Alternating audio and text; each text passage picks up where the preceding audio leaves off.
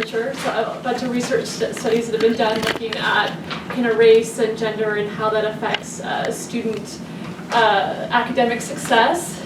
And I've looked at a lot of university websites. A lot of universities have put together kind of some of this data to share with faculty to help them kind of think about some of these issues as they're designing and teaching courses. So I've also mined some of that. And I thought we would look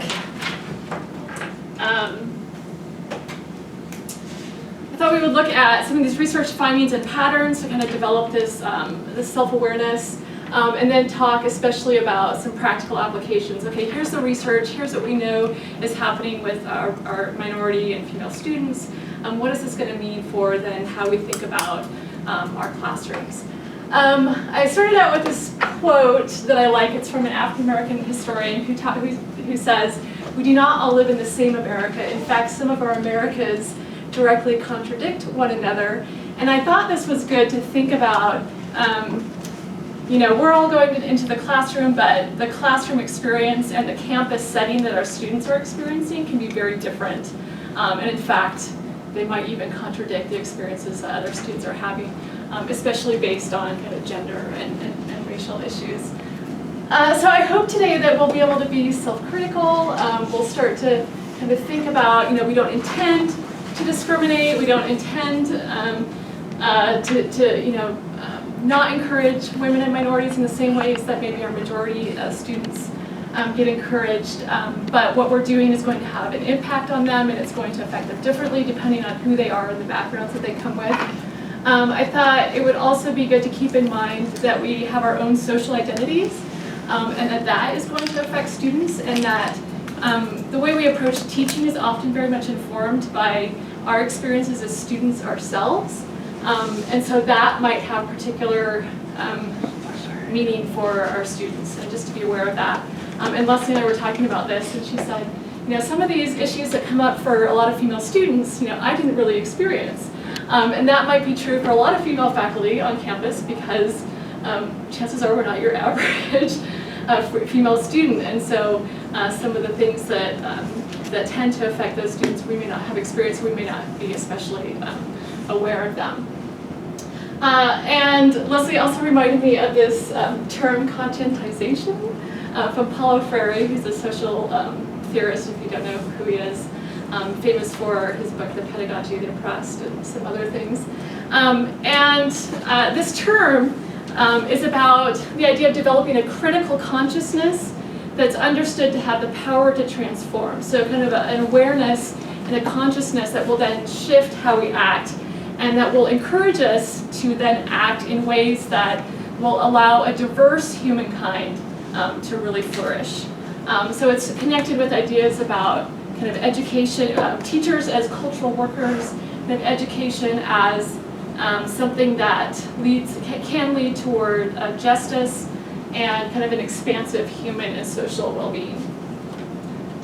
Okay, so I've kind of arbitrarily, in some ways, broken this up into minority discussion and kind of talking about gender, but you'll see a lot of overlap with these issues in ways that we can kind of address in practical ways these issues in our classrooms.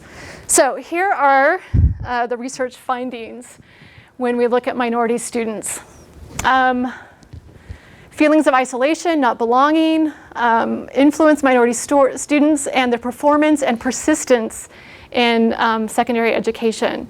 So what's happening outside of the classroom, what's happening in social spheres for students is going to affect kind of their performance on coursework and if they feel confident enough to continue. I've got a link to BYU demographics. I'm not going to go there, but basically it tells us, the university says that some 14% of BYU students are minority. That's largely broken down, highly concentrated with Pacific Islanders is by far the largest category. Hispanics are kind of a little bit lower, Native Americans a little bit lower, and I think African American students constitute about 0.2% or something of the student population. Now, if we think about those statistics, What I've also kind of have stats on is that these do not match in any way, of course, the nation, what the nation looks like. And they don't even match what the state of Utah looks like. And they don't even match what the Mormon population in the United States looks like. And of course, they don't match what the worldwide church population looks like. So I think that's important to kind of keep in mind, that we're living in a bubble in many ways, and that this is not reality. And that students are in many cases coming from much more diverse backgrounds and environments than they are experiencing here at BYU. And so that is kind of a cause for anxiety and concern and isolation for many of our minority students. Okay, so learning hinges on student experiences both inside and outside the classroom. You know, what's happening at church on Sunday, in their ward, and family home evening, on Friday nights is going to affect kind of their feelings about the coursework and what's happening in your class. And what's more is that minority students are constantly encountering numerous threatening experiences, and they often experience the campus as a hostile environment, including here at BYU. So I have lots of anecdotes I could share about the ways that our minority students experience BYU as a hostile environment. They tend to describe it as, they encounter racism, but it's not really racism. In some ways, sometimes it is definitely kind of explicit. They often talk about themselves being othered. They're treated as kind of different and special, or somebody, they might encounter experiences where someone might want to get to know them because they're different. They might have experiences. For instance, I had a student, an African-American student, who, if he wants to date at BYU, he's going to have to ask out white girls. And they would be nice to him in person, right? Because we're nice and we're polite. But he learned that he had to double or triple book dates if he actually wanted someone to show up. Otherwise, he would just get stood up all the time. So some of those types of experiences. A student that I recently got to know, she moved into a new BYU ward, and somebody in her ward welcomed her with a plate of fried chicken, right? So, and this is a student who's from California. And so, some of those kinds of things are happening. And there's also kind of more explicit racial hostility as well. Stereotypes affect minority students across the nation, including here at BYU. A lot of assumptions with our students here at BYU. You must be an athlete. If you're not, why are you here? Our students encounter things like that. I had a student who was able to take advantage of that stereotype, and he would go and take it and use the academic advisement center for the athletes, and he would never be asked for an ID, right, because he was a black student. So. Research shows that stereotypes may shape how minorities see their own academic struggles. And so rather than saying, this is a difficult course, or, oh, this is, the rigors of university level work, they begin to question themselves and to interpret their struggles according to kind of racialized discourses. So that happens. We also see that students may also fear that they'll be treated based on negative stereotypes, and they're worried and they're anxious that they might confirm those stereotypes. So all of these kind of dynamics are shaping what they're experiencing in our classes. Research also shows that minorities, as well as women, are given less time to prove themselves, both to their peers and to their professors.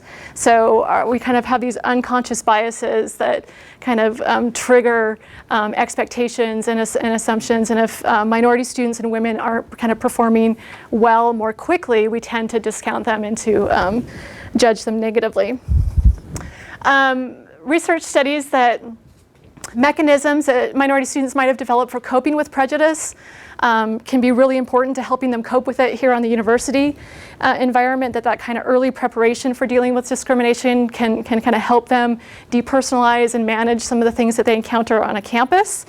In many ways, though I hear expressed a lot, that our minority students come here, many of them have not experienced significant discrimination and prejudice before coming to campus.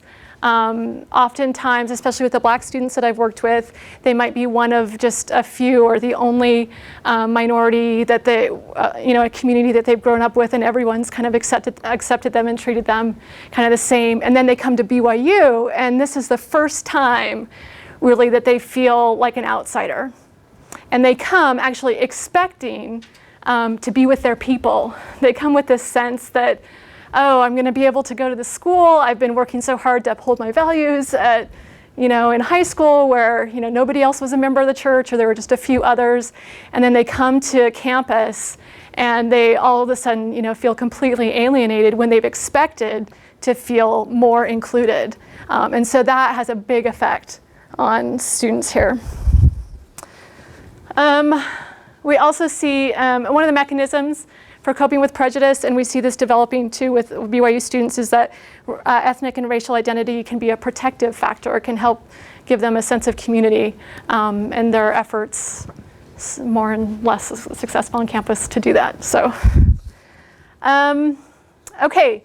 Something else that comes out in the literature is that minority students do not tend to have the same level of structural support as non-minority students, or the same perception of levels of support. This comes partly because many of them are more likely to be first-generation college students and have more significant financial need.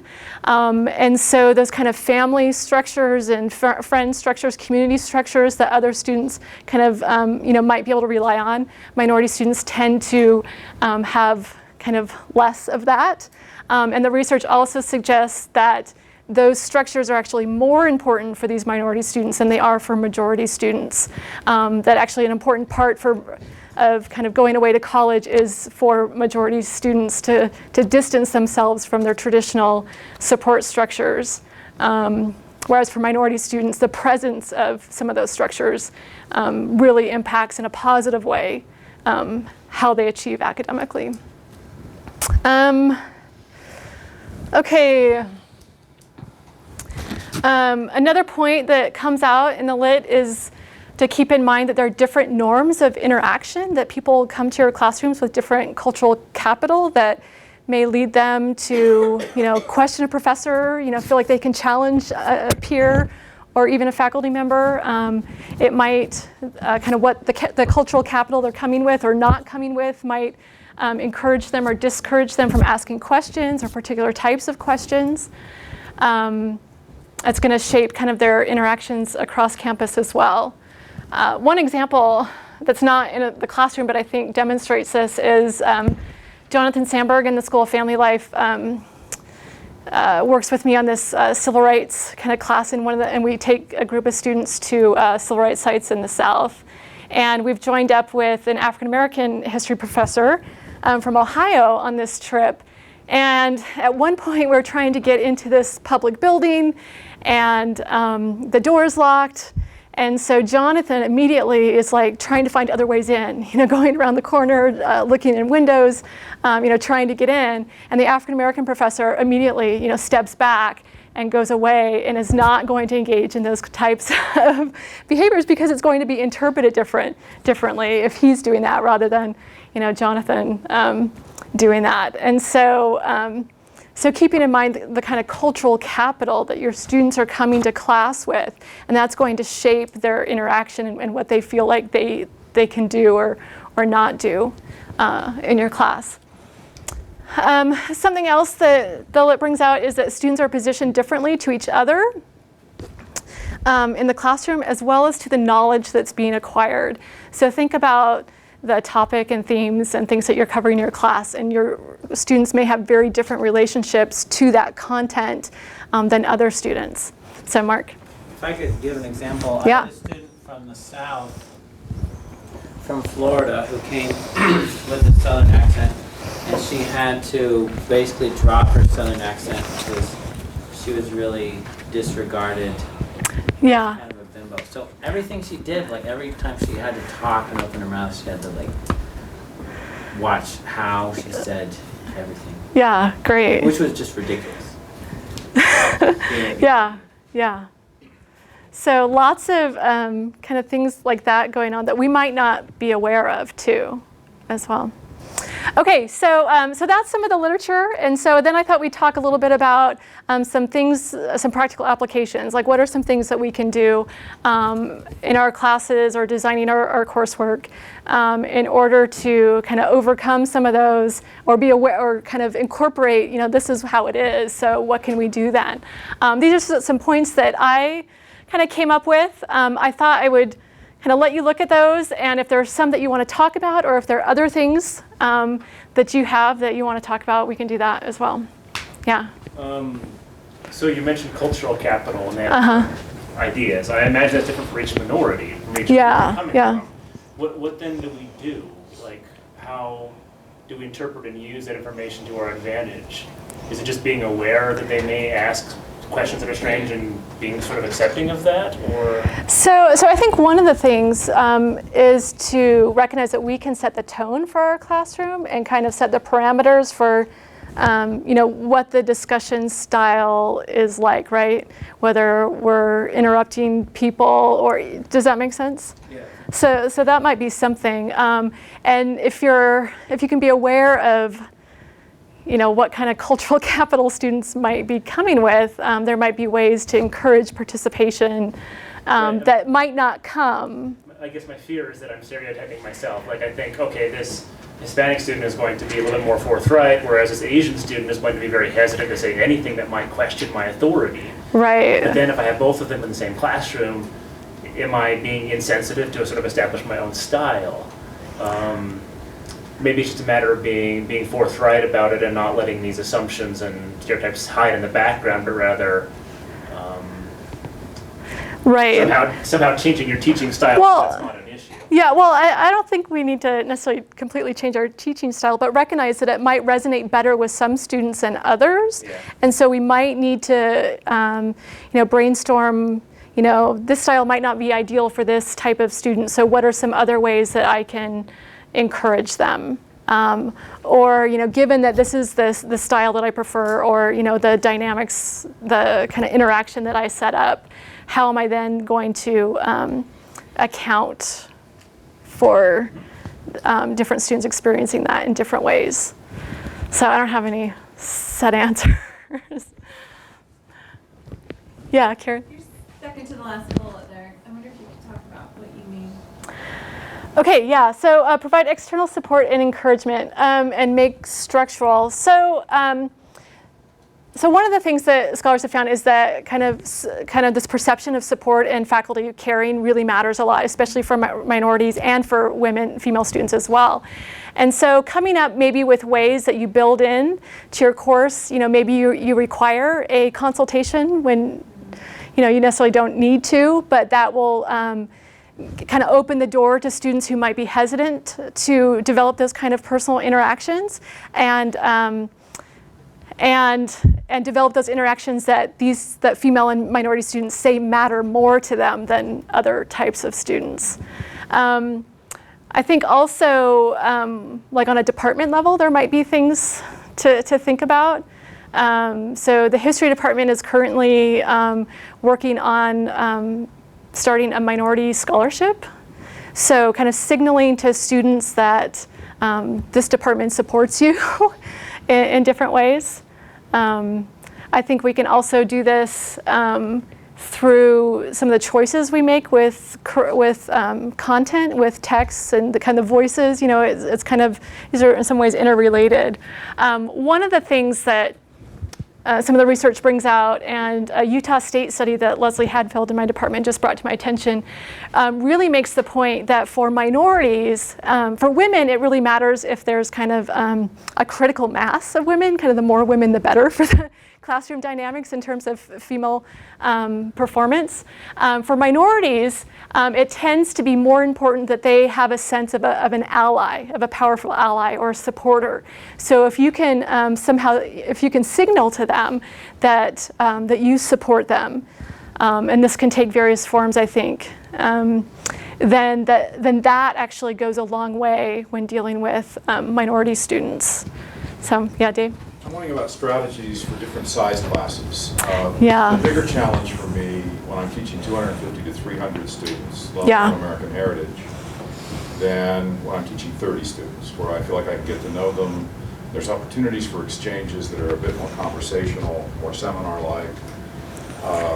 So one thing I've tried to do is use TAs as a way to break down the size, because I don't think you want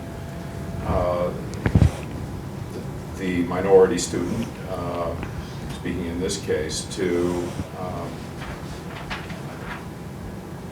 feel like they're already categorized. Yeah, exactly. Special treatment, Yeah.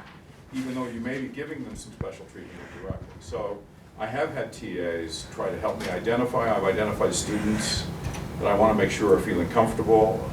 So there will often be African American students at my 110, but not a lot, 3 or 4. It's hard sometimes to know what other groups are there in large. Right. So advice on how to try and do some of these things with 250 students. Right. So I think you're absolutely right in trying to come up with ways that are neutral to encourage students, because one of the things our minority students hate the most is to feel like they're singled out and they're othered again, right? And so, in some ways you might, respond to, I was really, send an email, I was really interested in kind of what you were saying on this essay, and that would give a kind of more neutral way to invite them in, that it's about an idea that they express that you're interested in hearing more about. And so that might open up an opportunity. I think if you're using TAs, who we pick as TAs, right? Do we have kind of equity with gender with our TAs, and do we try as hard as we can, given their limited numbers, to incorporate minorities in those positions and give them those opportunities both for their experience and that kind of direct relationship that they get to build with you that way, but also to kind of model for students with the absence of minority faculty. I don't know, other ideas? Jay, do you have? I have another question. Okay. I'm happy to. All right, well, maybe we can come back. On number 3, I understand the importance of not putting them on the spot. But on the other hand, as you mentioned, the dynamics of the classes, I want the other perspectives. Yeah. So how do you draw those out without targeting, or, because you're not doing it deliberately, but it is. Right, yeah, you want those perspectives. So and I have some, Anthony Bates, who some of you know, who worked for a long time for Multicultural Student Services and now is in student leadership and is the BSU advisor, really emphasizes that students on this campus experience a really high rate of being called on to serve as a spokesperson for their people, and that this is really hard for them. But then you do have the dilemma of you want those perspectives incorporated. And so something that I do is try to bring that out with the sources that we're reading. So the readings that they're doing incorporate that variety of perspectives and give opening for that, so that they don't feel like they have to speak up. I also, because I've worked with a number of minority students on campus, might bring up what they've shared with, other students have shared with me, in this class that could then provide this perspective, but I'm not singling out a student that's in this class, but I can call on kind of, other information I have. But I think that's really, really hard. If you know that you're going to be addressing a particular issue where you would love to have this perspective, and you've already been able to develop a relationship with this student, you might think about talking to them about this and framing it in terms of, this is important for the class, but you don't want to do anything that's going to make them uncomfortable. Another strategy that I've used in my Indian history classes is I have them read opposing viewpoints. Yeah. They break into groups and they have to defend that position even if they don't personally agree with it. And so we're able to have some dialogue to see how people from different perspectives could arrive at a different end. Yeah, I think in some ways, in history at least, this can be easier to do because you can provide these very different kind of opposing viewpoints from sources. But yeah, Richard? I think there's a significant difference between asking someone to speak for the group and allowing them the opportunity Right, if they yeah. choose to do so. But even then, I think They feel it's important pressure, for everyone yeah. else to recognize that might not be the whole group that's being represented. Right, right. Yeah, and to couch, the way that you talk about issues in terms of, there's a wide variety. So I'll bring in, a divergent, a whole variety of views on a particular topic by different African Americans, for instance, in a class. So they can see, not everybody agrees and have very different experiences. Yeah. I taught, this addresses maybe both the large class and the perspectives question, a consider course content point. I taught at a Southern University for several years, and I would do a research methods little section where I would talk about music as a method, and I would play Bob Marley, and I had about 40% African American students. The song's Redemption song, very meaningful. You see the students just resonate with it and respond very strongly. When I came here, I just kept my same lecture, and I played Redemption. And a bunch of white kids just sit there like, what's the purpose of the song? And it's so powerful and important for one group. And so I still play it though, and now I explain how it represents a voice that most of these students have never been exposed to, that is really, really important for the history of people in Jamaica and other areas. But so I try to represent the voices through the things I bring to the class.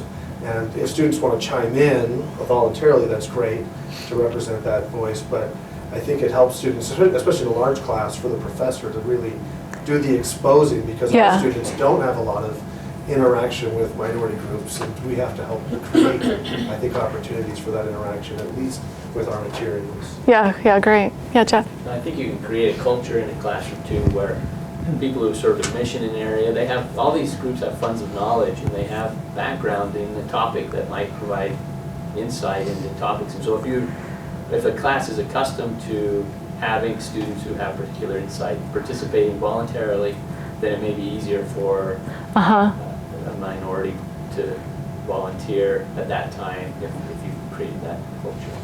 Yeah, and there might be, you might have opportunities too for, I do this especially thinking about female students, rather than doing kind of a quick reading response in class, where they're, kind of analyzing something from the reading that they're doing. I have them actually post on blogs ahead of time, kind of a reading response, and that way I can look at it ahead of time and then pull out some things from students that I would love to have participate.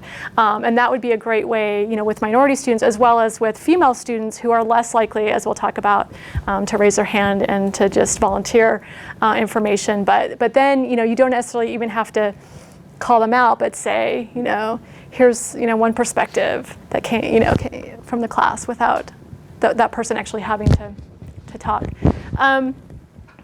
Something else that kind of comes out is don't avoid issues. I couldn't tell you the number of students who have told me this is not a problem of our college, but my religion professor did not, just avoided talking about race in the priesthood, right? But there might be things that we do avoid talking about, or issues that we kind of gloss over, whereas if we spent more time on them, they might signal to minority students that we are allies, and it might also be an important lesson for majority students as well.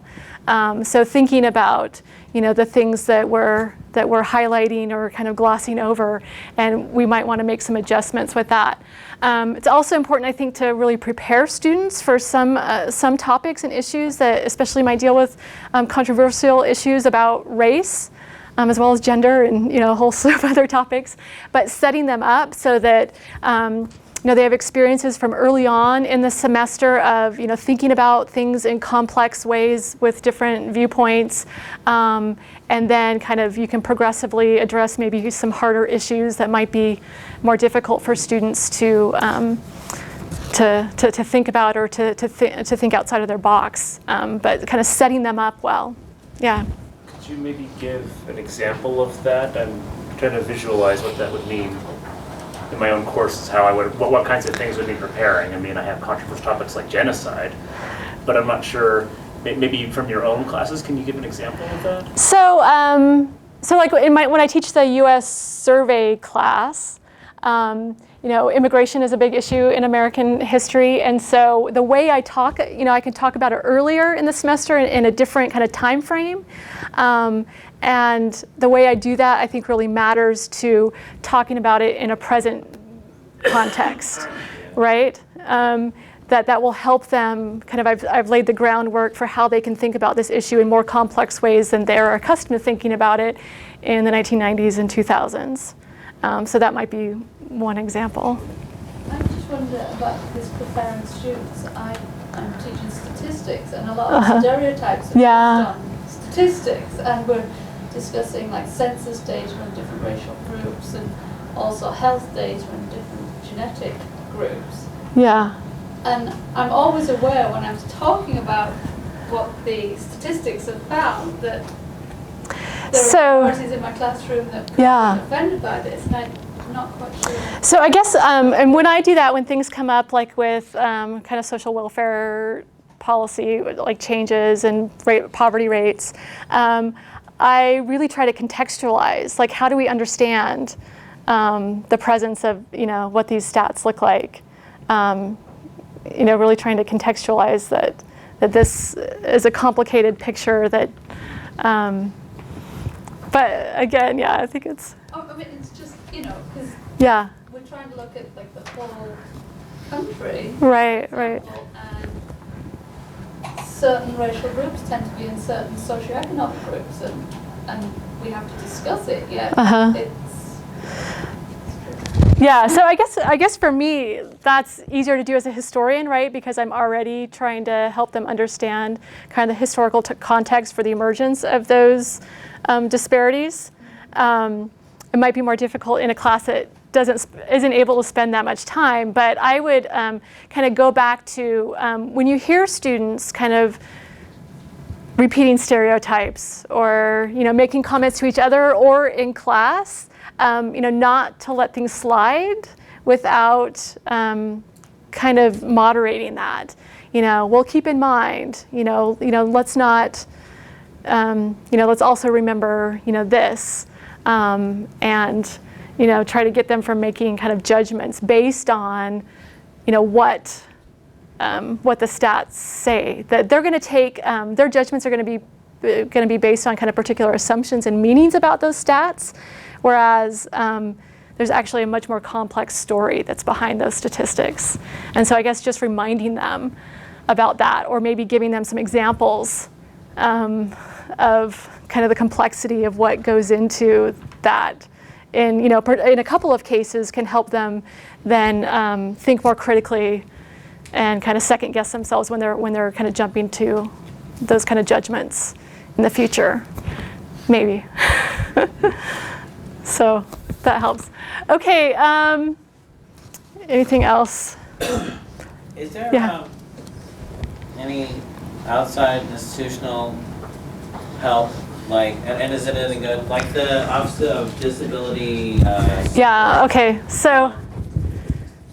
They were very unhelpful to one of my students, so. So I'll say, at BYU, there are not the same kinds of structural institutional supports for minority students that there often are on other campuses. There's a multicultural student services center that I'll just say there are problems with. And it is perhaps, I'll tell you what's happening with the Black Student Union that can tell you kind of what's one kind of problem. Black Student Union has largely been focused in the past on kind of cultural celebration, and they're trying to shift now to an emphasis on kind of mentorship, underclassmen, upperclassmen mentorship, that's really focused on how do we survive this, which tells you about kind of the state of the Black experience here on campus, but also tells you that there aren't those kind of support structures really that BYU has tended to kind of gloss over and, everything is awesome, let's have the luau, rather than really systematically address the issues of our multicultural students. So say that without being too critical. Black Student Union? So no, you can. There are some things like that. Is there like support for international students? There are some supports, I believe. I don't know too much about international students. Yeah, there are some. Yeah. So there are some things, but from what I hear from multicultural students, they they're limited and not especially where they need to be. So that's my experience. With Korean students, not all Koreans are the same either. Right. And so when you say, well, go hang out with Korean students, oftentimes they're very cliquey and Right. Yeah. be rejected by. Yeah. Vastly different experiences, and and that happens with lots of different groups on campus. You're not black enough to be part of this group or whatever, right? Okay, so let's kind of transition and talk a little bit about some of the gender research. Scholars have found overwhelmingly that student classroom behavior is different with a man or a woman as professor, that female students are more active with instructors of the same gender and have higher perceptions of themselves. So what the research says, if your department doesn't have women or have few women, that's a problem for your female students. It just is. And so that's something to think about on the department level. Both male and female professors are more likely to call on male students. And they're also more likely to call on male students by name than they are female students. And so this happens. So all professors demonstrate gender biases. And probably the best example I have of this here at BYU is just this past semester at a women's studies colloquium lecture. We had a visiting scholar come in. She's chair of the poli-sci department at Ohio and has been involved in women's studies for years, has written books about feminism. She gives a lecture, and after the lecture, there's a Q&A. She's fielding questions as well as a male student who's been assigned to kind of help field questions. Both of them overwhelmingly call on men in the audience. And this is an audience that's probably 90 to 95% female. But probably 7 out of 9 of the comments and questions were from men in the audience. And it's not because of the absence of female hands in that group. So just a really striking kind of example. This happens. It's often unconscious, right? This is data nationally, not BYU. Yeah, this is data nationally. And scholars have kind of broken it down. If you look at mixed classes versus classes that are majority female or single-sex classrooms, that there are significant differences. Once there's a critical mass, again, of women, the classroom dynamics shift. With just mixed classes, women get interrupted far more frequently when they're making comments. They make much fewer comments. The discussion tends to kind of go along gender runs, so a number of men will comment, and then there'll be a short burst of female students. So there are gender runs, and the men's runs tend to be much longer. We also see a difference in the volume, so female students talk softer. They also use qualifiers, they're more hesitant in the language that they use. They'll say, I'm not sure, but, or they'll pose something as a question. They'll add this kind of qualifying language to show this hesitancy. And women are far more likely to be one-time contributors to conversations. I'll also say that Chris Karpowitz and Jessica Priest in the poli-sci department have done research on this as well that is looking at political decision-making groups, and they've come to similar conclusions. So if you look at the gender composition, the discussion and actually what gets discussed changes significantly whether you have a minority of women or a majority of women. So they've found in groups where there are fewer, less than majority of women, they talk less, they're more interrupted, and they're also perceived as less effective in those settings. They also found that the things that get talked about significantly shifts, and the whole process changes. So that there's a more kind of collaborative, consensus, egalitarian discussion process that happens when you have majority or all female groups, whereas there's a more aggressive, competitive, kind of highest vote wins decision making that happens with kind of majority male groups. Yeah? So I'm teaching a class in about an hour. It's majority women. And when I ask for open-ended questions, the dudes always speak up. There's only like six guys in the class, but they're invariably the ones who speak up. So shut them up and have the women. So I'll say that's been my experience here at BYU too. And a great example of this, and this also speaks to kind of paying attention to group, if you're doing group work in your classes, paying attention to group dynamics, who's got the secretarial position, who's the spokesperson. So students had been in different groups, they'd all read kind of different essays about gender in the Civil War, and then we came to class, spent the first part of class, those groups could discuss their articles, and then a spokesperson was going to talk about some of the main issues with the class. It was a class of 30 students. I think 3 were men. 2 of the groups had men in them. Both of those groups sent up men as their spokespeople, right? And the group without any men sent up 2 women because no one woman wanted to come up and be the spokesperson. And I think this dynamic, is reflected in this larger research that tells us a lot, I think, about kind of this dynamic. Yeah. Most of our students in anthropology probably, I'd say it's at least 75%. So most of my classes are mostly women, sometimes there's only 1 or 2 women there. But the way I teach, I would do this anyway, and that is I have what I call rules of decorum for how we're going to act together. And one of those is that we're going to have egalitarian participation. We're not going to hear from just 2 or 3 people throughout the whole discussion. Now, sometimes when they aren't voluntarily following that, I'll just say, today let's just go around the room. If you want to not make a comment, just say pass. And then we go around the room. Or today let's do it, alphabetically. And again, no one's forced to make a comment, but it helps damp down those 2 or 3 people who may be guys making all the comments and draw out some people that are a little quieter, which that may be based on gender, it may just be personality sometimes too. I find that a much more encouraging approach than, and I know you probably didn't mean this with your question, I don't know that we want to shut them up. No, just right. to find a way to encourage. I probably framed that poorly. How do I draw it out? More quiet contribution. Yeah, Dave. This actually arose this last academic year while I was with Washington Seminar. We had groups of 40 or so students each semester. And female presenters, prominent women working in Washington, members and non-members, more than one observed partway into the Q&A that only men had asked questions. So that gave me the opportunity to raise the issue directly. Now I knew all the students were prepared to ask a question because they have to write a reading response with a question for each speaker by 8 o'clock on Thursday morning for the Friday briefing. But remarkably, these extraordinarily bright women with high GPAs would wait. Okay.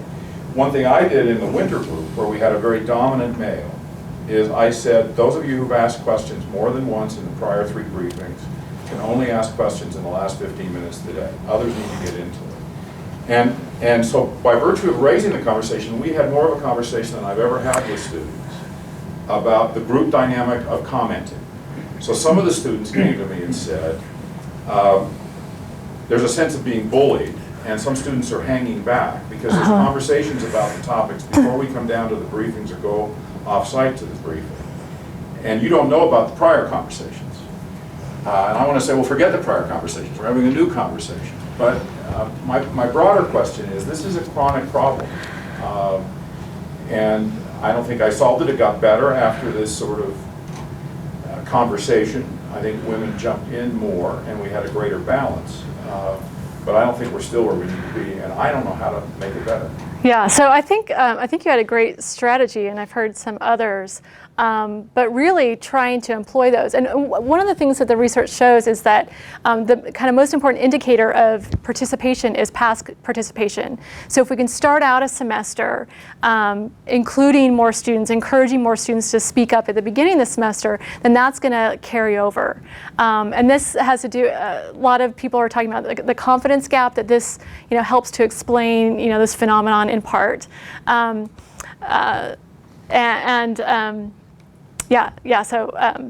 this, I can't remember where I was going with that. I'll go to Mark.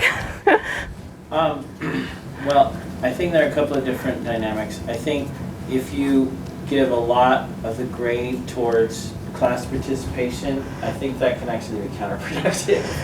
And that the few people who are most competitive, who want the highest grade, I think it kind of dominates it even more. So one of my mentors kind of used the technique of new voices, like Yeah. we already talked, just new voices, and he said it's a very positive, non-specific way. All the things we talked about, and I think one thing, like Dave was saying, the key, as far as I see it, is you gotta have a question where you know someone knows the answer. Like, I am never going to answer my own question, ever. I will wait them out, actually. I will wait like 2 minutes of silence. I'm comfortable with that, because I knew ahead of time, someone can answer this. Right. And so with the new voices, I mean, that's kind of the quick, snap. So yeah, so the new voices, somebody new, you can talk at the last 15 minutes.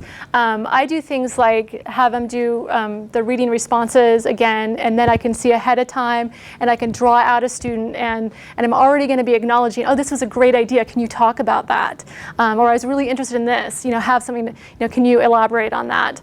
And share that with the class so that they have that sense of confidence, and you're incorporating them when they might not be inclined to speak up themselves. Also, the kind of waiting, we tend to reward people who hold their hands up first and have that aggressive style, and a few seconds seems like an eternity, but a lot of the literature recommends just waiting, wait till there's more hands, somebody else. Better answers too, if they have a little more time to think. Yeah, and if there's a way to, again, like a lot of it has to do with kind of style and tone that you set up in the classroom, but to shift the kind of mode of discussion, I like the idea of like kind of the round robin, like everybody's going to participate rather than it being, so much of a kind of debate or back and forth, which can, seem a little more aggressive and put off female students and make them feel a little more anxious sometimes.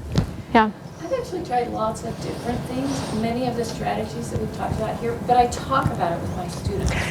That's another thing, yeah. We actually talk about it in class. And sometimes when there are specific women that are so quiet that will never speak up, I'll tell them to come to my office and we'll talk about what can you do. And some of the women have said that it is very helpful to have the first 5-10 minutes of class be small group discussion where they can try out their ideas, and then when we have a large group discussion, they're more willing to share those ideas because they've tested them. Yeah, and that fits with this kind of confidence research that women don't want to go for something, they don't want to answer a question, they don't want to speak up unless they're sure that they're right, that their idea is brilliant, that otherwise they feel like they're really putting themselves out there and they're just not sure about that. And some of this is about, the way we respond to or the attitude we take towards the comments that people make. If we're judging these as right or wrong or good or bad comments, then that's going to inhibit too. I do something similar by getting there early. Because I'm notorious for getting places early, 10, 15, 20 minutes early. And I teach in the night building, whatever the initials for it are, and they have those benches in the hallway outside the classroom. So I get there early, and many times my students are there early. And so it's either in the hall or in the classroom, and I will sit next to someone that's quiet, which may be a man or a woman. But again, most of our students are women. And I say, so what do you think of the reading?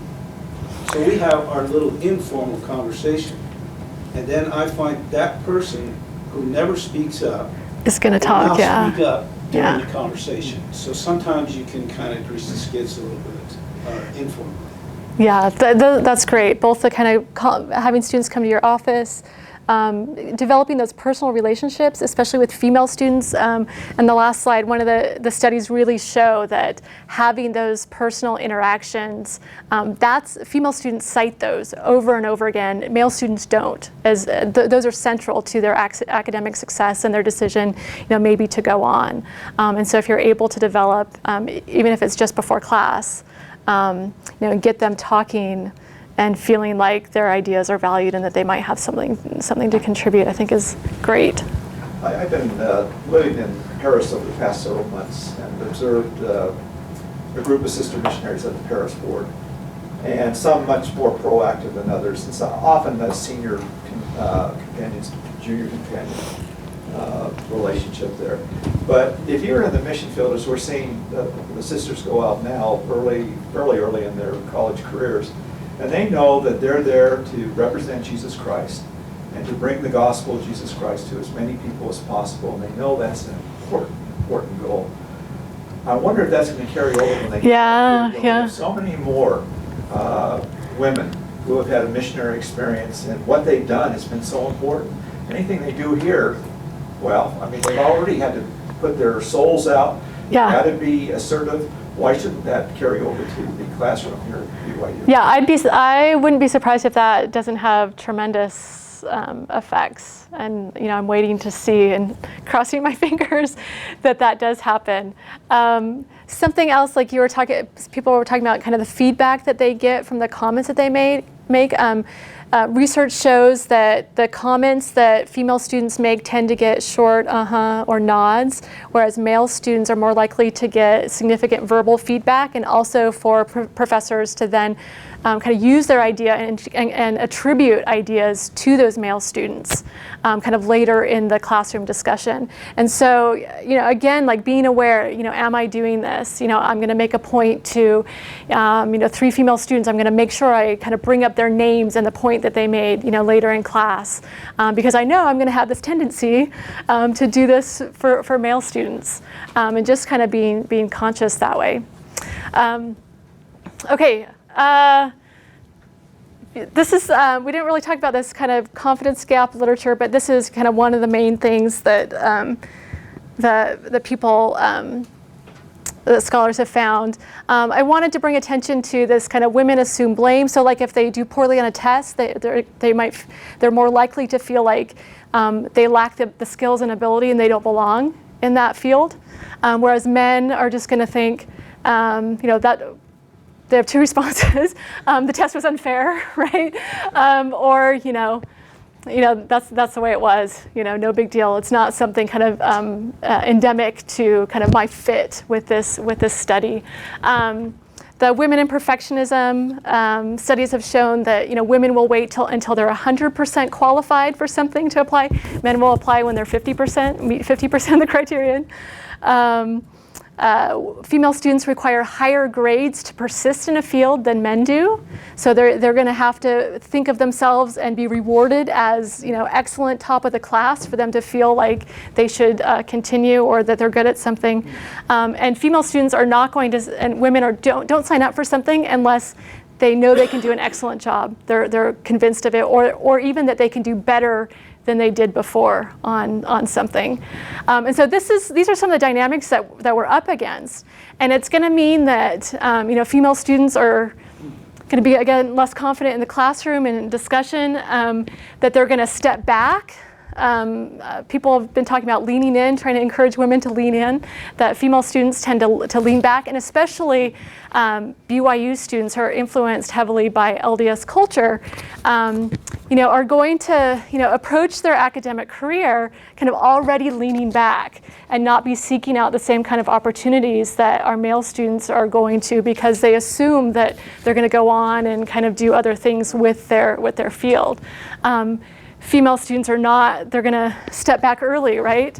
They may not be dating somebody, not that matters. You can still get married a month later at BYU. But they're going to think, I'm not going to kind of go out there and try to be the Honor Society president because I'm going to have a family in the future and I'm not going to kind of continue. I'm not going to try to present at this conference. Whereas male students are going to go after those opportunities. And the female students are going to need kind of encouragement. No, you can keep on this path. Don't step back until you need to step back. Here's my Free to Be. It's kind of in 1970s. There was an LP that was put out with all this kind of feminist socialization songs with, anyway. Some things to think about, and then we've talked about some other things here. Anything that you want to bring out here, or things that you think about when we think about practical applications? Well, just to highlight the importance of the last one, encouraging them, the slides you just showed, I think it goes without saying, are all smart enough to see through this. These are just statistics. They're not inherent necessarily to women or to gender. there may well be some things that are so deeply rooted that we have no chance of ever changing those, like LDS culture.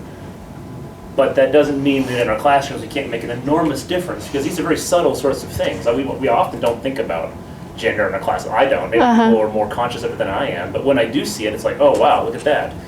I think that these strategies we're discussing are very real, because this is a playing field that we can have a real impact on. This isn't like fighting upstream. And so encouragement and making it systemic and part of the classroom, having control over it, is important.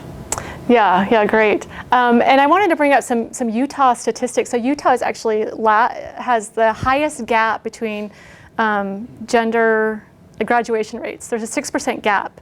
6% more men graduate than women across the state of Utah, and that's true here at BYU as well.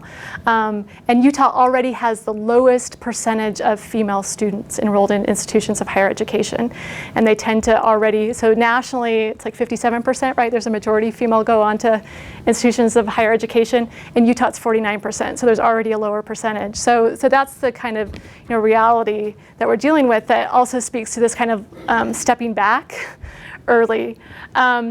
And this encouragement can really make a difference, whether, again, like making it systematic, having student consults maybe, so that you pull in those female students and give them that kind of extra encouragement that they need, or doing things on a department level. So our department, every 2 years there's a National Honor Society, and we can send students to give papers.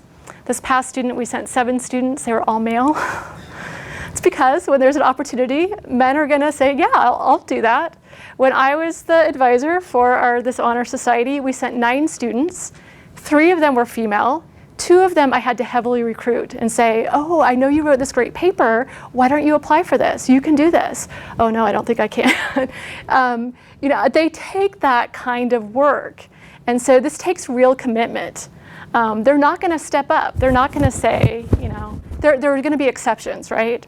But in general, this is the pattern. The female students are not going to step up and seek out those opportunities or feel like that's something that they're going to put their effort into. Yeah, Jay? This encouragement, just little ones can go a long ways. Last year, I just wrote on the bottom of one of my ladies' exams, you're a very gifted writer. If you'd ever like to work on a project with me, come see me. And she came and became one of my great research assistants, and we had a great time. And it was just a sentence was enough to sway the balance for her to go out on a limb and approach me. Yeah, and those little things can make all the difference for female students. They're super significant. Something else that the research shows is that again, female students are highly motivated by kind of role models and kind of figuring, like I can do this, and it's like it's not that, like it might be hard, but I can get there. I often will share this idea of sharing your own triumphs and weaknesses, putting yourself out there personally, letting them know about your panic attacks with your research. Let them know like that's normal for them to feel like their work is garbage, and that you go through that too, and that you get stressed out, things are hard.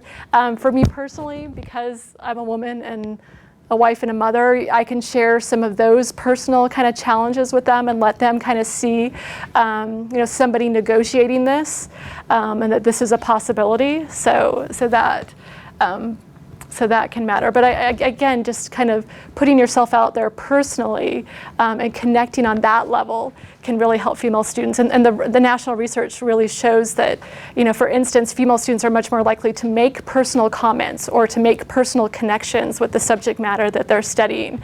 And so being willing to do that yourself, I think, can make a difference. Okay, lots to think about, right? Anything else? All right, thank you. I got some good ideas myself.